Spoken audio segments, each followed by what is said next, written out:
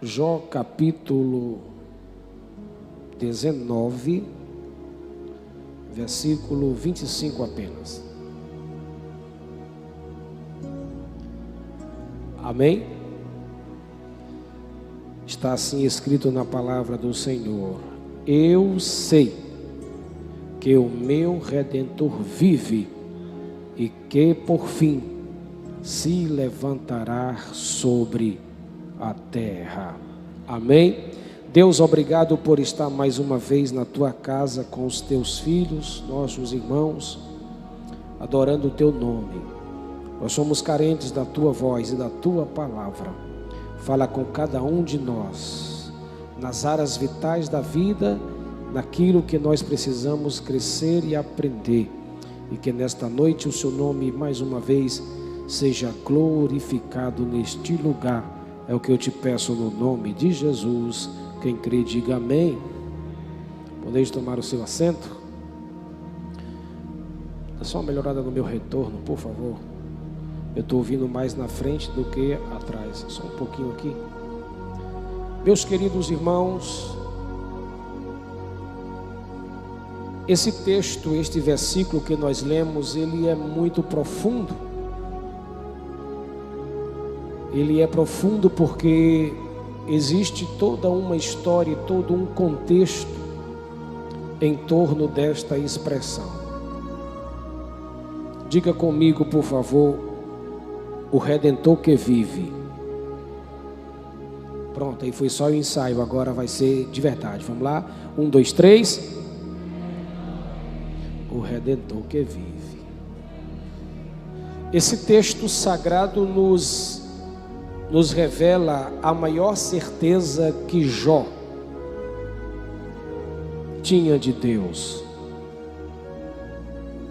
Esta certeza que Jó tinha de Deus, a dor, as feridas, as perdas dos filhos não conseguiram apagar. Esta certeza que Jó tinha de Deus, as riquezas, a vida, os bens, as conquistas terrenas, também não conseguiram afastar ele de Deus.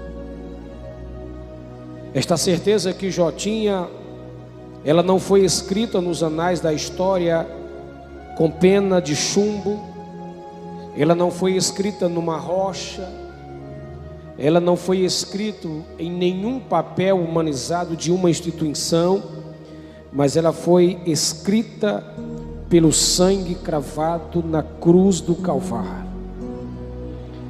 Jó, dentro de um contexto de luta, de guerra e de sofrimento, de dor, de desamparo, de solidão, de questionamento, impactado por um momento de sua história, ele profetiza com os seus lábios não apenas aquilo que vai acontecer na vida presente dele, mas ele vai profetizar o Cristo que morreu, mas que ao terceiro dia ressurgiu da morte e que venceu todas as coisas.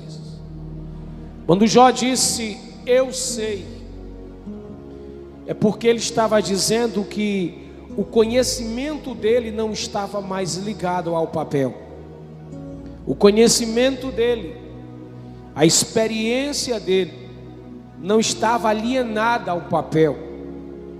Não era apenas saber de palavra, não era apenas de conhecer uma lei, não era apenas de saber decorar os versículos do Torá, mas era de conhecer na sua vida real quem Deus era para Jó, o Salvador do universo.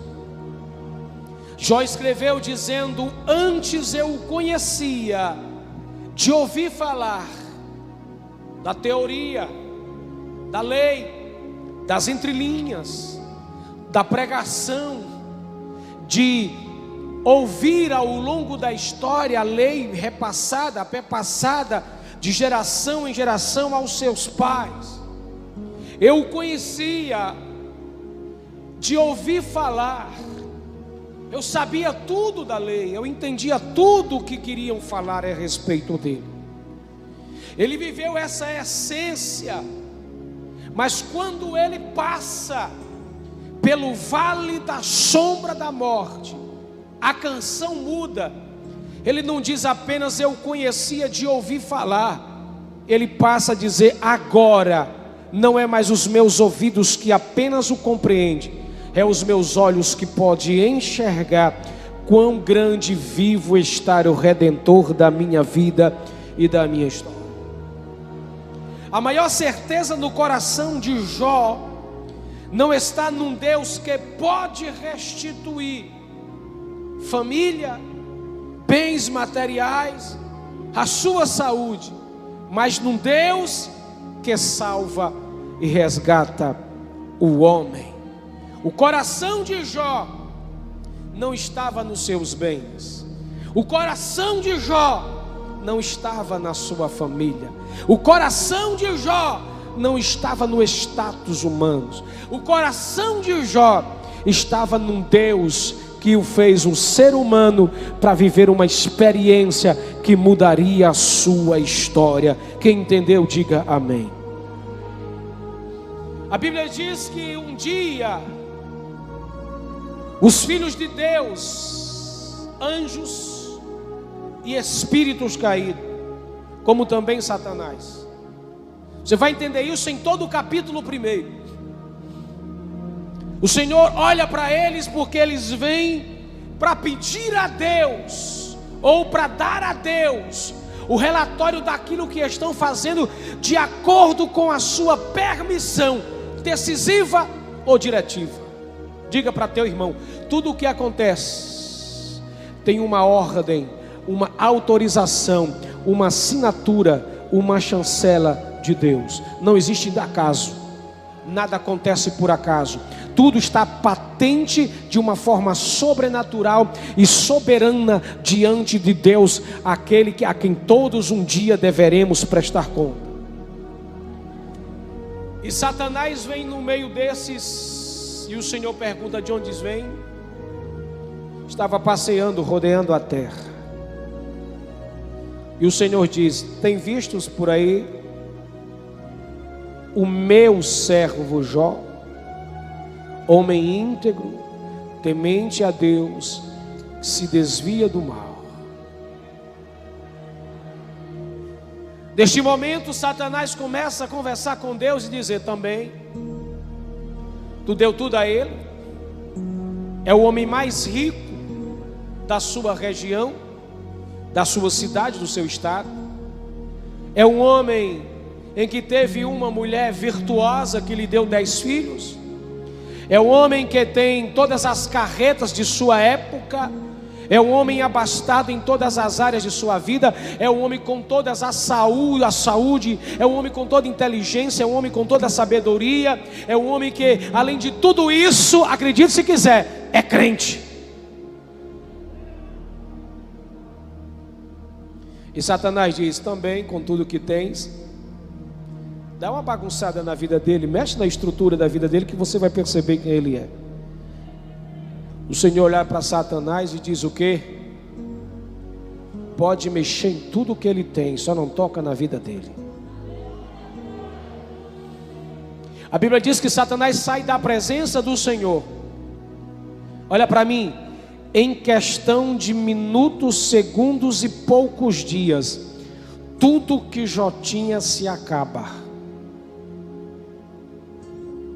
Satanás utilizou-se de 5 fenômenos para tirar de Jó a certeza que ele tinha de Deus. Eu não sei se você vai entender o que eu vou te dizer, mas o próprio Deus constituiu Jó como seu advogado. Isso nunca aconteceu na história, mas Deus levanta Jó para ser o seu próprio advogado, ensinar para mim e para você nesta geração, nesse tempo, que é possível viver, acreditar e crer com toda a força do nosso coração, com toda a força de nossa fé, que o nosso Redentor vive e que Ele nunca nos desamparará.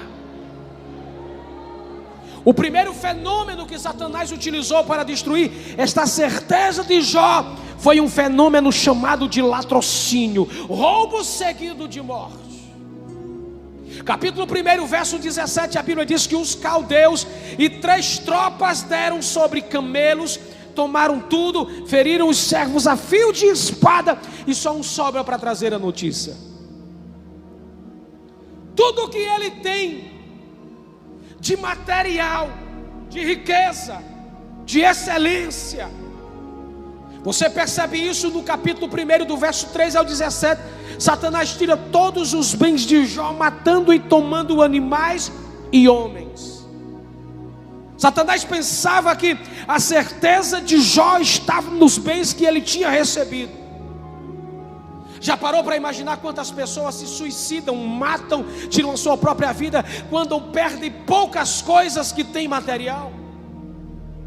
Já imaginou quantos empresários durante uma pandemia dessa, que viu o mundo se acabar, se fechados, destruído, as instituições tudo grande se fecharam, quantos homens não meteu uma bala na sua cabeça, não pôs uma corda no pescoço, não se matou, não tirou sua vida, desistiu da vida, porque a sua vida, o seu coração estava nas coisas materiais. Jesus disse que onde você põe o teu coração, aí está o teu tesouro. O que Satanás não sabia é que Deus era o bem maior na vida de Jó.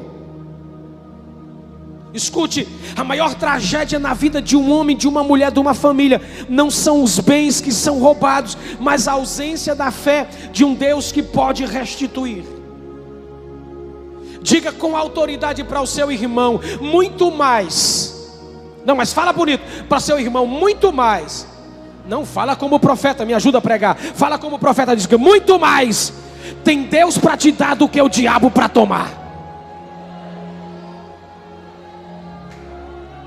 Oh glória! Já estou sentindo a presença do Senhor nessa noite. Deus vai transformar cativeiro de maldição e guerra em bênção, para que o nome dele seja glorificado na sua vida, na sua casa, na sua história, no seu ministério. Deus vai reverter a sua história, Deus vai mudar o cativeiro. Satanás pensa que tirar da gente bens, tirar da gente nome, tirar da gente privilégio, tirar da gente autoridade, ele está pensando que vai nos jogar para o limbo da destruição. O que ele não sabe é o Deus que nos chamou, é o Deus que pode fazer muito mais além daquilo que nós pedimos e pensamos. Para Jó, Deus estava acima dos bens. O segundo fenômeno que Satanás utilizou para tirar de Jó a certeza foi utilizando de um vento de morte. Verso 19 do capítulo 1. Os seus filhos estão em festa, estão celebrando. O filho mais velho está completando o ano, chamou todos os irmãos e chamou as suas 3 irmãs para congratular-se, para estar em uma festa, em um momento só família. Eis que um grande vento sobreveio da além do deserto, deu nos 4 cantos da casa e caiu sobre os jovens, e morreram todos naquele dia, e somente o camarada que escapou para contar a história. Quão terrível foi para Jó fazer o funeral dos seus 10 filhos no mesmo dia. 10 caixões. Filhos que ele orava pela madrugada. Filhos que ele fazia sacrifício para pedir perdão a Deus pelos pecados que porventura os seus filhos estivessem fazendo. Filho que ele investiu. Jó era um homem bilionário. Era crente, orava, rogava pelos seus filhos, fazia sacrifício e não perdia um culto. Gente dessa geração não tem muita coisa, não tem muita cultura, não tem muito filho, não tem muito conhecimento, e aí vive numa vida solta, sem buscar a Deus, sem rogar a Deus e sem nada, e só quer bênção, bênção e bênção. Entende por que não tem nada? No mesmo dia, um funeral só, 10 caixões. Olha para mim, é triste para um pai ter que sepultar os seus filhos e vê-los mortos antes do seu tempo. Porque a lei da vida diz que são os filhos que deveriam sepultar os seus pais. Imagine que os bens já não existem mais nada. O que lhe resta agora, pouca coisa. E o único lugar que ele tem e está ainda é um lugar onde ele está olhando para a esposa, esbarrotando de chorar, vendo alguns servos que sobreviveram com ele, chorando a mesma dor e podendo falar o nome de cada um dos seus filhos com um nó na garganta. Escute, não existe dor maior para um homem ter que enterrar os seus filhos, das tragédias que a vida produz. Satanás pensava que a certeza de Jó estava nos filhos. O que ele não sabia era que Deus estava acima dos filhos para Jó. Tirou os bens, tirou os filhos. Aí nós vamos entrar no capítulo de número 2, quando novamente começa o mesmo ciclo, e os espíritos e os anjos e Satanás vai ter que dar conta das suas peripécias na terra. E Deus diz: de onde vem? Onde era a terra? Viste meu servo? Percebeu que você tirou filhos? Percebeu que você tirou os bens? Mas ele permanece fiel, íntegro, temente a Deus e que se desvia do mal. Satanás joga outro jogo sujo e diz também, com o vigor que ele tem, com a mente que ele tem, com o corpo que ele tem, com a sanidade mental que ele tem, com aquela pele linda que ele tem, com aquele sorriso bonito que ele tem, com aquele nariz afilado, parecendo americano que ele tem. E o Senhor autoriza ele tocar na pele. E a Bíblia diz no capítulo 2 que da planta do pé ao alto da cabeça, chagas toma conta de todo o seu corpo. Não houve uma parte na vida, no corpo de Jó, que não houvesse uma ferida. Lepra toma de conta dele. Aí aqui entra o terceiro fenômeno, que são lepras purulentas. Capítulo 2 e versículo de número 7.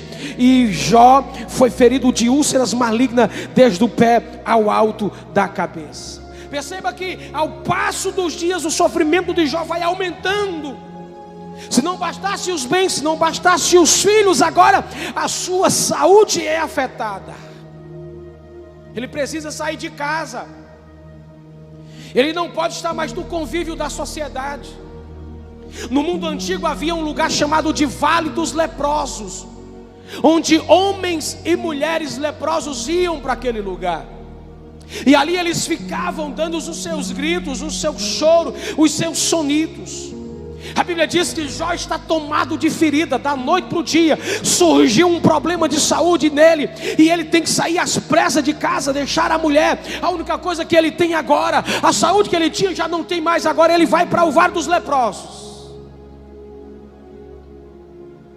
Ele perde a companhia da sua esposa, já não tem mais a companhia dos seus filhos, já não tem mais a companhia dos seus servos, já não tem mais a companhia da sociedade. Ele já não pode ir mais ao culto. Ele está isolado, sozinho e longe de todo mundo. Sua única companhia, cacos de telha, cacos de pedra, restos de farelo, para coçar as suas feridas. Dia após dia, feridas fedorentas, mãos cheirosas. Parte do seu corpo começa a cair, a sua pele está necrosada, a sua pele está triste, está cheia de sangue, está fedendo. Aquele homem está mal cheiroso, aquele homem está sentindo e vendo parte do seu nariz cair. Ele está percebendo que as suas unhas estão caindo, ele está percebendo que o seu cabelo está caindo, ele está percebendo que está numa doença desgraçada. Satanás começa a vibrar, mas o que Satanás não sabia é que para Jó, Deus era mais importante do que a sua saúde.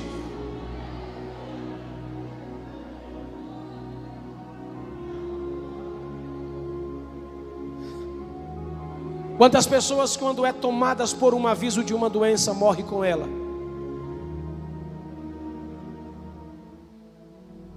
Quantas pessoas sabem das notícias dramáticas de suas vidas, de pessoas, desiste e se acaba com ela naturalmente?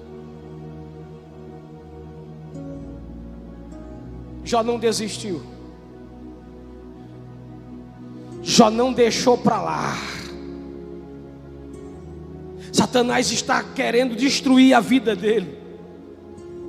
Destruiu o convívio, destruiu o aconchego, colocou um isolamento social terrível, obrigatório. Era lei do Estado. Você não pode ficar a pelo menos 5 metros perto de alguém. Se entrar na cidade, você vai ter que passar por aquele beco esvalado, coberto de saco de pano, e tem que entrar com um chocalho, ou batendo no peito na cidade, dizendo leproso, leproso, leproso, que é para que as pessoas não passem ali. Isolamento, tristeza, angústia. Satanás tramou tudo direitinho. Não tem saúde. E você sabe que uma pessoa que não está com a sua saúde boa, afeta a sua emoção e sua espiritualidade. E uma pessoa isolada, num lugar onde só tem leprosos, você pode imaginar comigo, jogado no relento, jogado no tanco, jogado no lugar das cinzas, jogado no meio dos doentes. A conversa é uma só: eu acho que vou morrer, eu acho que vou morrer. A sua doença não é maior que a minha é mais pior. Eu estou com isso, o meu sangue está se esfarelando, e isso e aquilo, e a conversa não é boa. Você sabe que quando você entra numa UTI, quando você senta num lugar complicado, você sente o peso do ambiente. É negativo, é terrível, é doentio. Satanás está olhando para um homem que era rico em vigor e saúde, mas está caindo aos pedaços. Aí entra o quarto fenômeno que Satanás usa para tirar de Jó a sua verdadeira crença, certeza de Deus. Ele tirou os filhos, tirou os bens, tirou a saúde.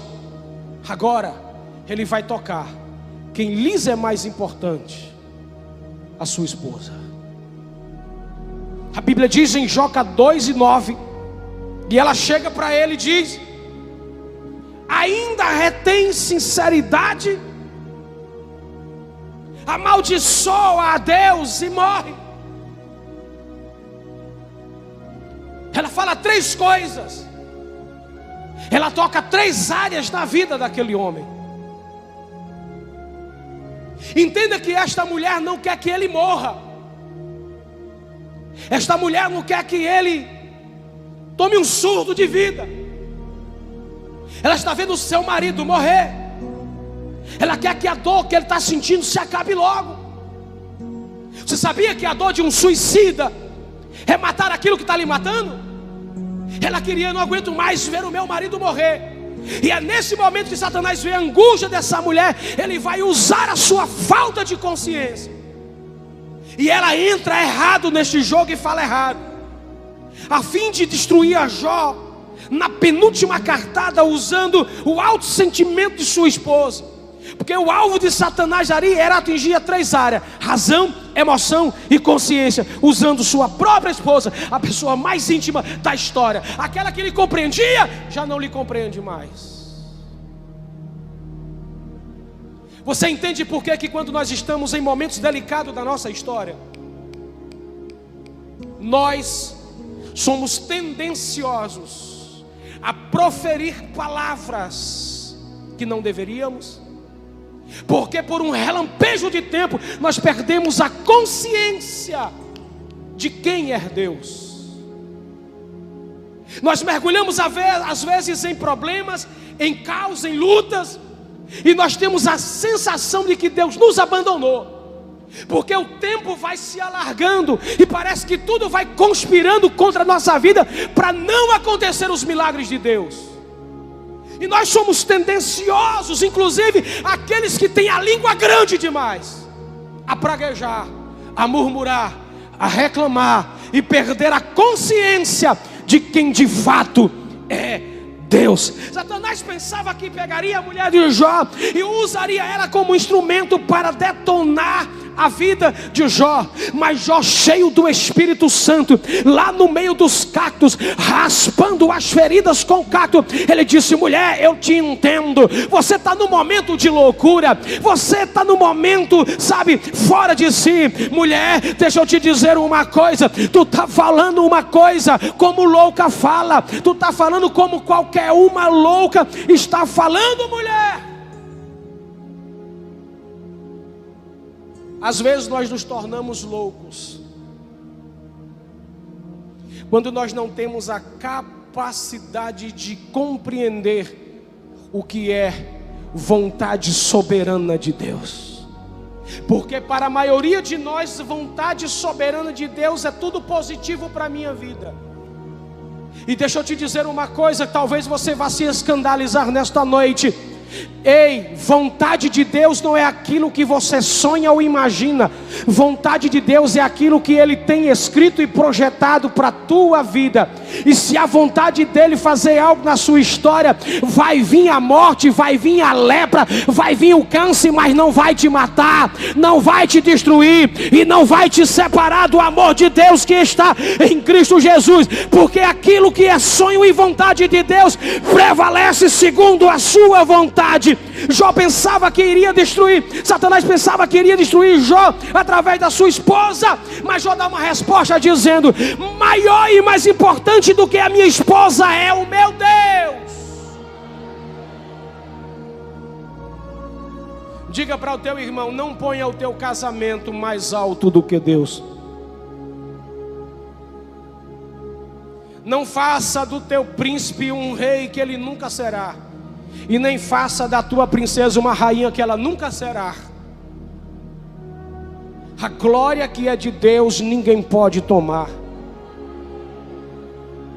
Aprenda a viver com equilíbrio. Aprenda a viver tudo na sua instância, na sua área. Nenhum amor é igual. O amor de marido para com mulher é uma coisa, o amor de pai para filho é uma coisa, de filho para pai era uma coisa. Tudo tem o seu devido lugar. Deus organizou a história e o tempo e a vida, tudo no seu devido lugar. O dia que você coloca pessoas acima de Deus, pode preparar o caixão. É difícil dar um glória agora, né? Mas um dia que você colocar alguém ou algo no lugar de Deus, pode preparar o caixão. Porque algo ou alguém tem que morrer. Ninguém pode ser maior. Ninguém pode ser melhor do Deus que serve, do Deus que ajuda aos teus servos sobre a terra. E para concluir essa primeira parte, o quinto fenômeno que Satanás usa para destruir Jó e tirar dele a maior certeza que ele tem é a empatia dos seus amigos. Ele tira isso deles.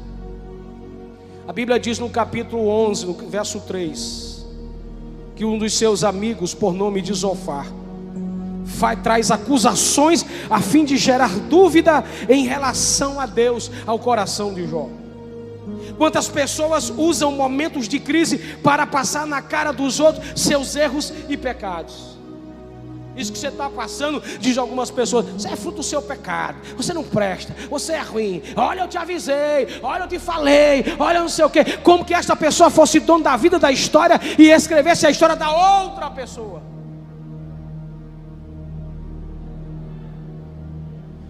Os seus amigos, os 3 grandes amigos de Jó, ali tem uma representação espiritual. Homens que davam credibilidade a ele, agora desacreditam e lançam em rosto seus erros e pecados. Cria uma ficha terrível para destruir a vida dele. Amigos, nós precisamos de amigos. Nós precisamos de amigos.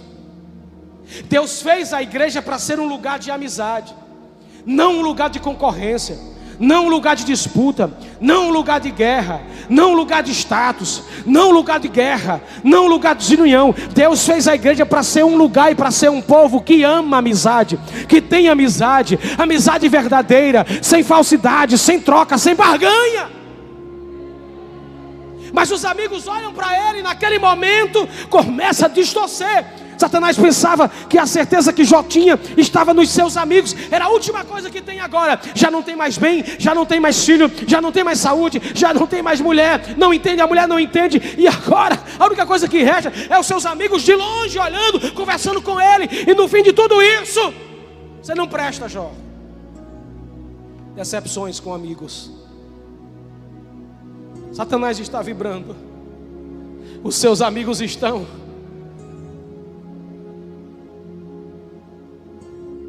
O que Satanás não sabia era que para Jó, Deus estava acima dos seus amigos.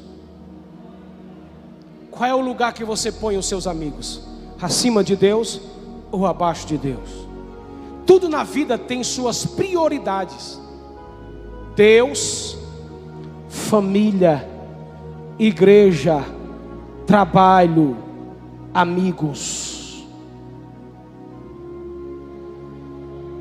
Isso não está na Bíblia por acaso. Isso não está na Bíblia por acaso. Satanás trama todas as áreas para destruir, tirar de Jó a maior certeza que ele tem. Satanás queria mudar de Jó esta expressão: eu sei, eu entendo, eu conheço. Satanás tira os bens de Jó. É a primeira coisa que ele tira, que é para saber qual é o serviço do coração de Jó. Porque tem gente que só vem para o culto e serve a Deus porque Deus tem dado alguma coisa. Satanás está observando e percebe que nada acontece. Quanto mais Satanás mexe na estrutura da vida de Jó, maior cresce a certeza que Jó tem de Deus. Diga para o teu irmão: a maior certeza que nós podemos ter não é de bem, não é de família, não é de casamento, não é de amigos, não é de bens e trabalho. A maior certeza que um homem pode ter, e ele tem que lutar por essa certeza, é de um Deus que o chamou para a salvação em Cristo Jesus. Porque tudo passa. Salomão escreve 3 livros e diz isso. No livro de Cantares, apaixonado pela beleza feminina, ele termina o livro dizendo que tudo que ele fez não serviu para nada. As curvas não se viu, o prazer não se viu, o sorriso não se viu, o sexo não se viu, nada que ele experimentou através dos prazeres não serviram. Ele entra no livro de Provérbios. O livro de Provérbios é o livro do homem amadurecido, o homem com 40 anos para frente, o homem que experimenta toda coisa. E ele diz que não adianta, e a melhor coisa para um homem conhecer a Deus é não ir para a festa, mas ir para um velório. É na casa do luto. Quando ele entra no livro de Eclesiastes, livro do pregador, livro da verdade, livro da expressão, ele diz que tudo que o homem fez ao longo da história é vaidade.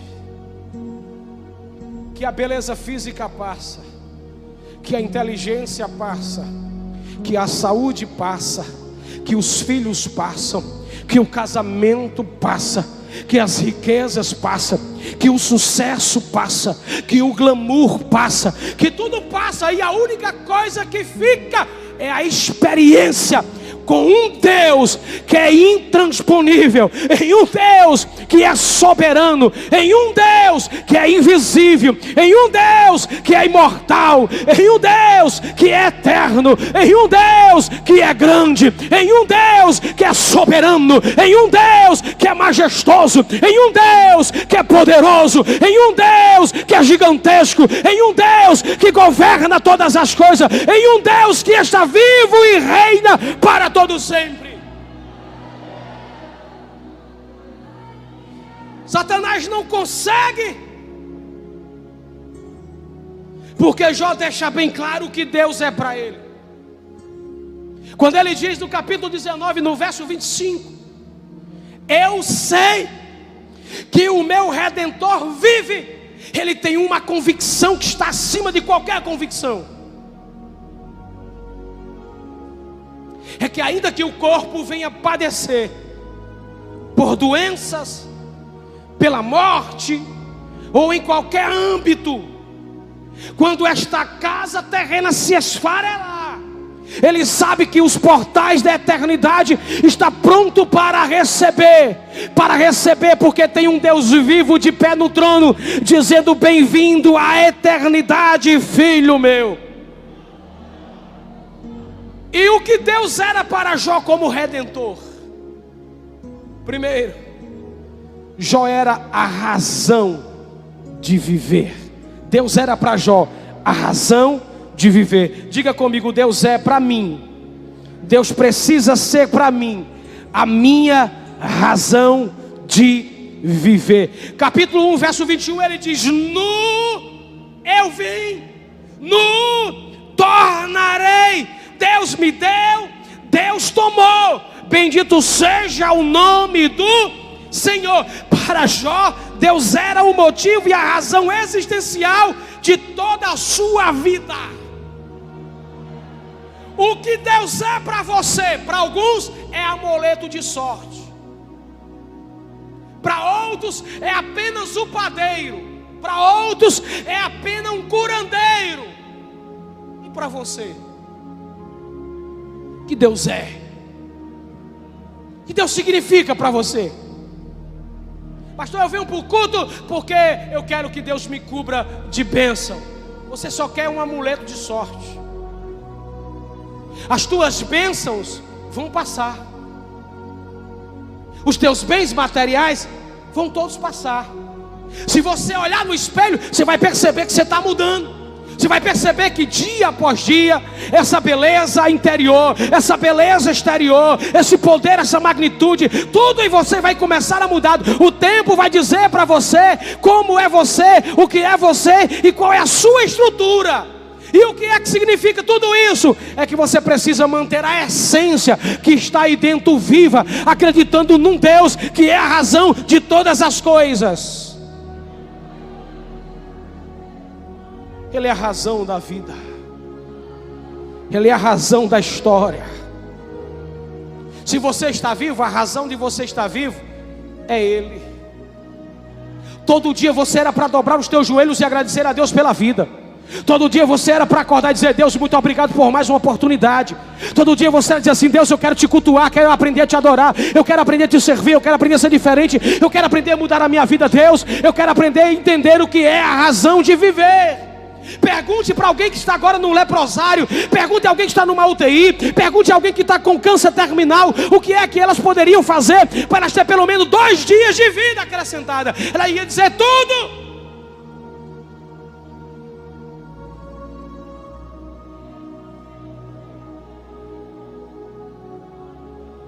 Pastor, a minha razão de viver é o meu carro, é a minha casa, é o meu dinheiro, é os meus títulos. Eu luto, eu vivo, transpiro, respiro por causa disso. Pois é, quando tudo passar, você não terá o céu. E tudo que você juntou ao longo da vida só foi cansaço, fadiga, estresse, dor de cabeça, perca de tempo. Ei, olha para mim, por favor. Não faça da sua vida um amontoado de tantas coisas. Perceba que pessoas que recebem muito nessa vida para ter e administrar, vive estressada, vive doente, a qualquer momento pode morrer. Sabe o que é bom? É entender qual é a razão da vida. E qual é a razão da vida? É entender que Deus está no controle dela dia após dia, dia após dia, dia após dia, dia após dia, dia após dia, dia após dia. Quando você entender que a razão da tua vida é Deus, você não vai mais morrer por causa de trabalho, por causa de dinheiro, por causa de prazer, por causa de luta, por causa de guerra, por causa de pecado. Você vai viver dependente debaixo da unção e da graça e da verdade de Deus. Vai viver um dia de cada vez em paz.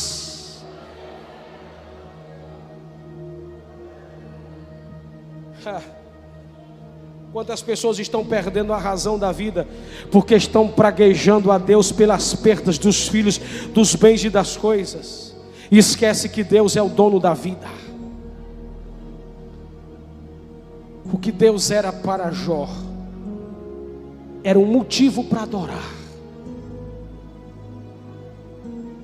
A Bíblia diz no capítulo 1 que quando o primeiro mensageiro vem da primeira desgraça e que diz: Jó, acabaram com tudo lá, Os caldeus veio com as suas tropas, tomaram tudo que você tinha, entrou dentro de todos os compartimentos, roubou, saqueou todas as coisas, matou teus funcionários tudinho. A coisa está terrível, rapaz. Tu não sabe o que é que aconteceu. Aí depois chegou outro de Jó. Sabe o que é que aconteceu? Mataram seus filhos, veio um vento lá, aconteceu, bagunçou aquela casa, morreu tudo de uma vez. A Bíblia diz que Jó se levanta, rasga o manto, raspa a cabeça, se joga na terra para adorar e se levanta adorando o nome do Senhor.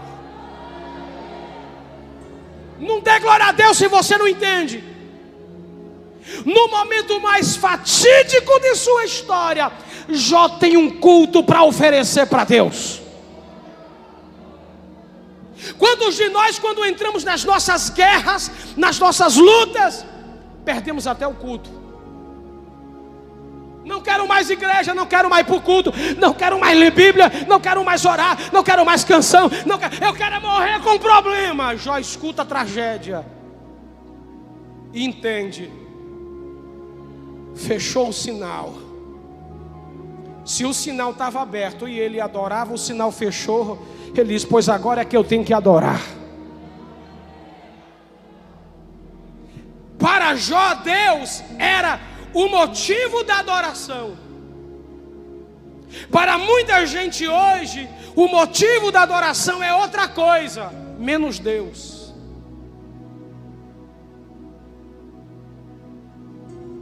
É aqui onde a gente entende o culto de cada um. É aqui onde a gente percebe a intensidade do culto de cada pessoa. Cada um dá um culto da intensidade que tem. Cada um adora na intensidade que vive. Cada um expressa na intensidade que está adorando. Tem gente que no meio da guerra não consegue nem abrir a boca, porque já não abria. Tem gente que está passando um perrengue terrível e não consegue esboçar nada.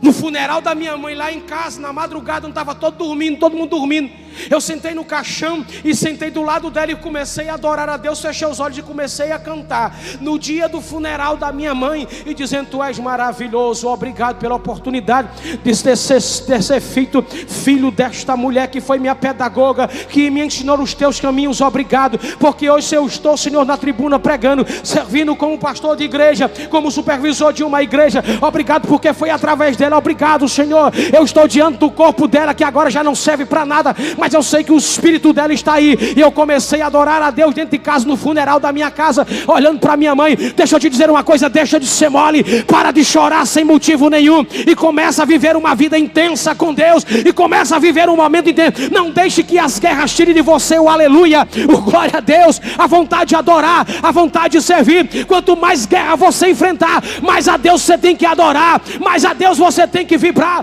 mais a Deus você tem que buscar, mais a Deus você tem que viver. Quanto mais guerra você enfrentar, mais a tua boca deve estar aberta para adorar, para cantar. Desmancha toda praga que você tem falado de sua boca no meio da guerra, e começa a profetizar no vale, para que Deus levante um exército poderoso para te ensinar a vencer as batalhas e as guerras da vida. Para de murmurar e praguejar, adore.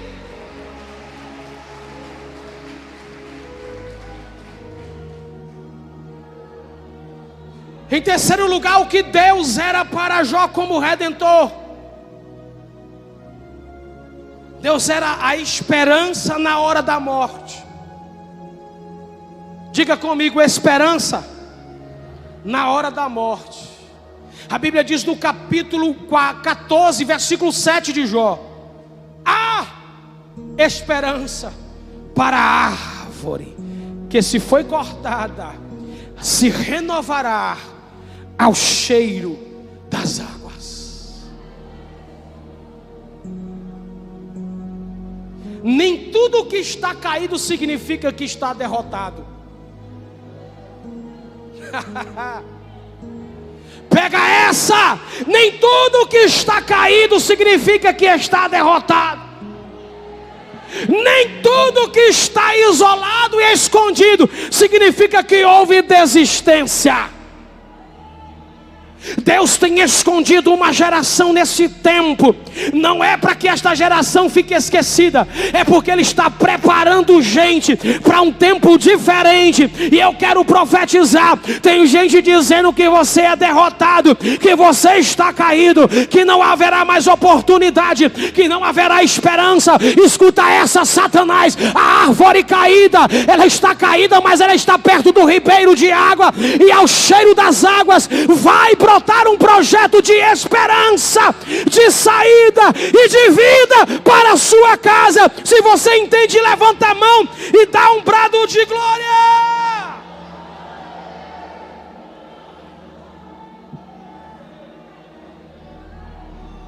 Pastor, meu marido não vem, está caído, mas está perto do riacho. Ao cheiro das águas vai brotar. Pastor, a minha mulher vai brotar. Pastor, os meus filhos irão brotar. Eu profetizo a esperança para a tua história, a esperança para a tua casa, a esperança para os teus negócios, a esperança para o teu ministério. Se prepara, porque Deus ainda vai te usar na terra.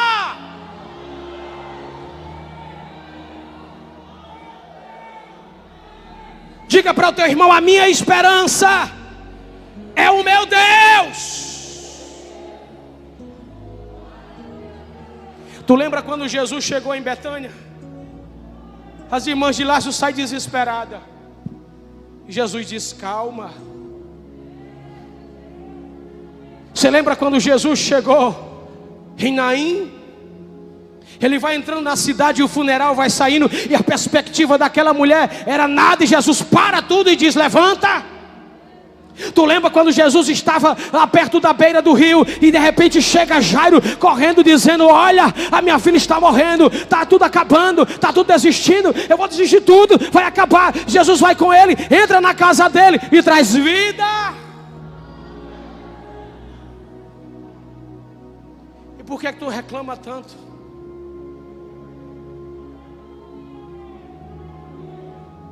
Eu quero que você encha seu coração e a sua mente de fé hoje, porque esta semana o Senhor vai fazer muitas coisas. O Senhor vai virar muito cativeiro essa semana. Aleluia. Deus vai levantar muita árvore essa semana. Quem viu você caído, jogado, arrebentado, quebrado, dizendo: é apenas um galho seco, é apenas um galho seco, é porque não virou o galho. Se tivesse virado o galho, já havia percebido que havia um ramo verde brotando. Havia um ramo verde brotando. Havia um ramo verde brotando. Deus está brotando ramo verde na sua história. Aquilo que era seco, aquilo que era quebrado, aquilo que foi cortado, aquilo que foi destruído, é porque está virado. Não perceberam? A raiz já está nascendo, os ramos verdes já estão brotando. Deus está falando e está dizendo: há esperança para a tua história, para a tua vida, para a tua chamada, para a tua família. Se você crê, fica de pé, dá um brado de glória.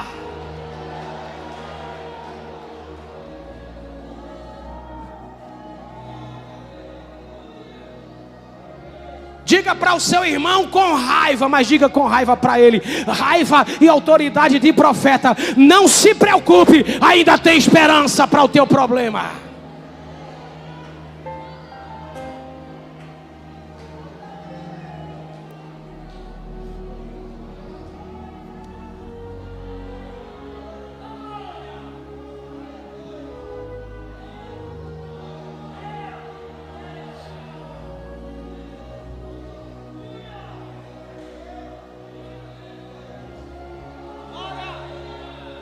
Diga de novo para o seu irmão: a sua história não termina como uma árvore caída.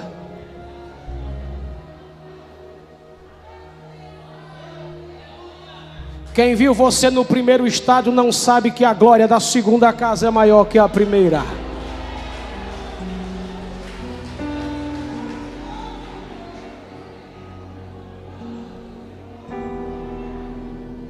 Eu não estou pregando positivismo humano, eu estou pregando Bíblia. Receba e escuta como você quiser. Existe um livro que está acima de todos os livros, que leva a sua alma para a verdade. é a Bíblia.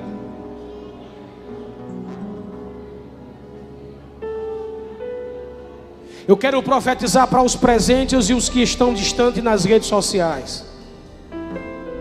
Antes que termine esse ano, o Senhor vai mudar o cativeiro de muita gente. Aquilo que estava cortado, quebrado, caído, seco, a partir deste momento, o Senhor está dizendo no meu coração: o cheiro das águas já estão atolado em suas raízes, e já tem ramos verdes espalhado por aquele grande galho verde. Eu sinto a presença do Senhor agora entrando em muitas casas, em muitas vidas. Espíritos demoníacos estão saindo agora, estão batendo em retirada. A água viva está entrando agora na árvore, está tomando de conta agora dos seus galhos. Aquilo que você não está vendo é o que Deus está escrevendo no mundo espiritual.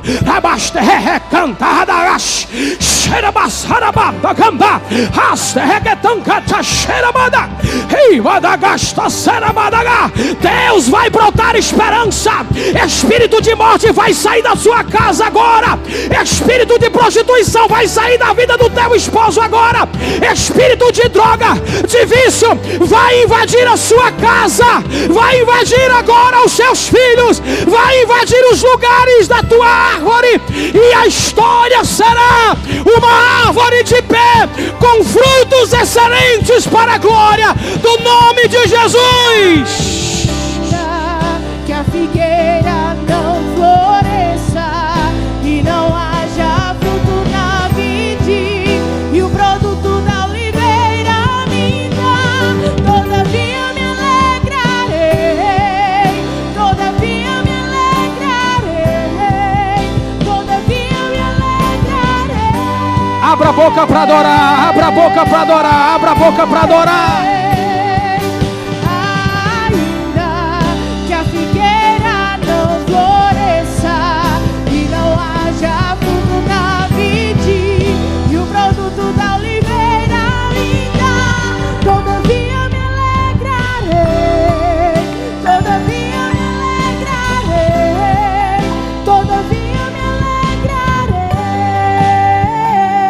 Segura.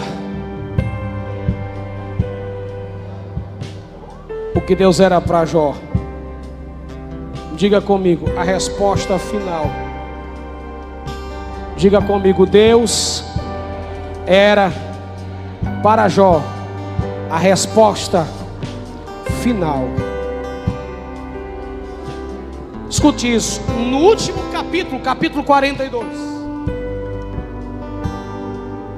A Bíblia diz que Jó vai orar pelos seus amigos.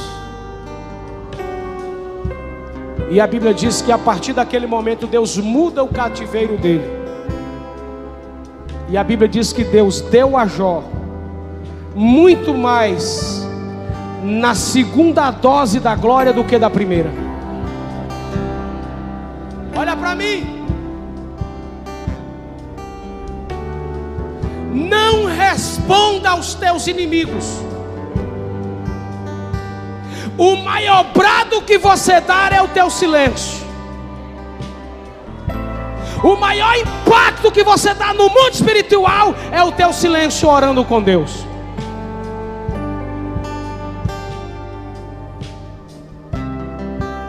Quando você entra na contrapartida, Deus te abençoa.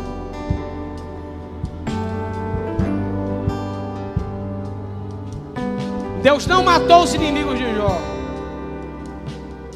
mas eles tiveram o privilégio de retornar e não ver mais um Jó cheio de feridas, mas de ver Jó novamente com mais 10 filhos, a mesma esposa, mais servos, mais bênçãos e mais milagres. Deus não tem pacto com você quando você é vingativo. Embora as pessoas digam para você e para mim: cadê a promessa? Cadê o que tu falou? Cadê o que era para acontecer? Você não tem que dar resposta para ninguém. Diga para teu irmão, quando não souber responder, fala aí, fala, quando não souber responder, Diga assim, ó: Deus vai responder no meu lugar. Quando você não compreender as promessas, diga assim: Deus vai te responder no meu lugar. Olha para mim, ninguém senta na cadeira antes de você chegar. Pegou não? Vou dizer devagar para ver se você entende. Ninguém senta na cadeira antes de você chegar. Se condição, o que Deus tem para você é seu, não precisa morrer.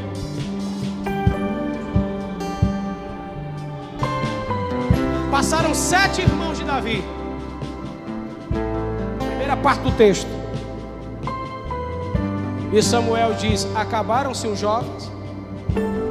Não, ainda tem o menor. Então manda chamar. Aí vai os irmãos tudinho sentar na mesa. Ele: ei! Ninguém senta antes dele chegar e sentar no lugar que é dele. Jó foi muito mais abençoado quando Deus deu a resposta. Se você puder, olha para o da direita ou da esquerda e diz: vem resposta de Deus aí. Adore o nome do Senhor.